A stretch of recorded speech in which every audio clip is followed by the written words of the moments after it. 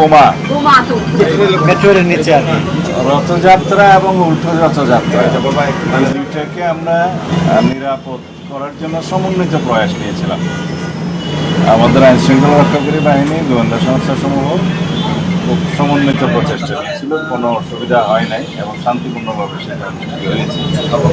তবে দুর্ভাগ্যজনকভাবে উল্টো রথযাত্রার দিনে কমলাপুরের ওইদিকে, মতিঝিলের ওইদিকে একটা মেট্রো রেলের পিলারের নিচে একটা বোমা সদৃশ্য জিনিস পাওয়া যায়, এটা ছাতার মধ্যে।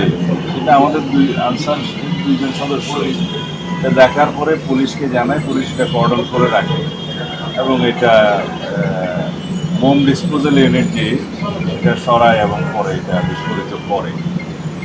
এতে করে খুব শঙ্কিত হওয়ার কোনো কারণ নাই। কোনো পক্ষ হয়তো চেষ্টা করেছিল যে সাম্প্রদায়িক সম্প্রীতি বিনষ্টের কোনো কিছু করা যায়, তারা হয়তো চেষ্টা করেছিল। আমরা সেটা সেভাবে দেখছি এবং একটা তদন্ত পরিচালনা করছি আমরা, এর পিছনে কারা আছে এটা ফাইন্ড আউট করার জন্য। এরপরে আশুলিয়াতে আরেকটা এরকম বোমা সদৃশ্য জিনিস পাওয়া গিয়েছে, যে একটা ব্যাগ রেখে গেছে একজন দুষ্কৃতকারী, পরে সেটা একই কায়দায় উদ্ধার করে আমরা বিস্ফোরিত করেছি। এই ঘটনাগুলোর যোগসূত্র আছে কিনা সেটা তদন্ত করতে বলেছি আমরা, তদন্ত পরিচালিত হচ্ছে। তবে আগের সময়ের তুলনায় যদি আমরা তুলনামূলক বিবরণী দেই একই সময়ে এই বিষয়গুলো কীরকম হয়েছে তার তুলনায় এটা অনেকটা কম।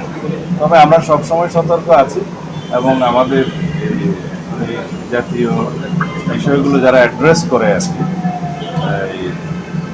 আমাদের উগ্রবাদী তৎপরতা বা এই জাতীয় সাম্প্রদায়িক সম্প্রীতি বিনষ্ট করে যে সমস্ত তৎপরতা, এগুলো যারা মনিটর করে, আমাদের স্পেশাল টিম আছে, তারা এই ব্যাপারে সতর্ক আছে।